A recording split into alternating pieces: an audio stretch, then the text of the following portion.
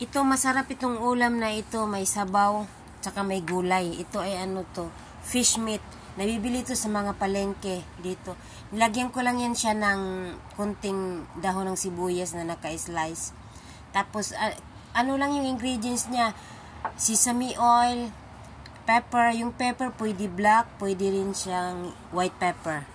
Tapos, may chicken stock. Chicken stock yung meron ako. Pwede din chicken cube, fish cube, beef cube, or anything na panglasa pwede. Tapos ito, Chinese lettuce ito. Siguraduhin mo lang na malinis mo yung Chinese lettuce kasi minsan may mga may mga uod yan. Dapat nakababad sa tubig na may asin. Tapos linisin mo isa-isa. Gisa ko lang yung ginger. Malaking slice ng ginger. Hanggang sa lumabas yung amoy niya. Yung pinaka-amoy niya. Pag lumabas na yung amoy niya, ibuhos mo na yung chicken stock.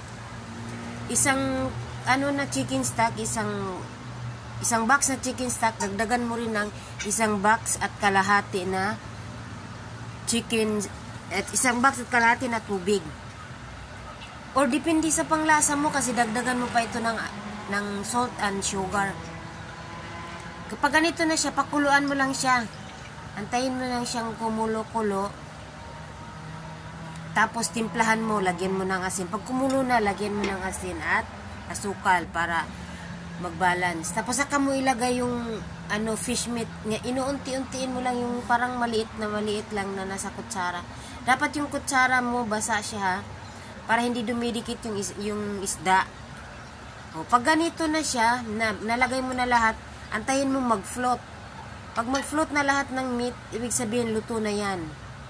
Tapos haluin mo. I-try mo yung panglasa niya kung okay. If okay sa panglasa, or dagdagan mo ba ng asin, or dagdagan mo ba ng sugar, depende sa panglasa mo yan. Saka mo ilagay, pag okay na siya, saka mo ilagay ang vegetable. Halo-haloin mo yung vegetable kasi itong klase ng vegetable, madali lang siyang maluto. Pagkatapos mo itong halo-haloin, takpan mo lang ng mga siguro 4 minutes itong takpan. Ang bilis nang itong maluto.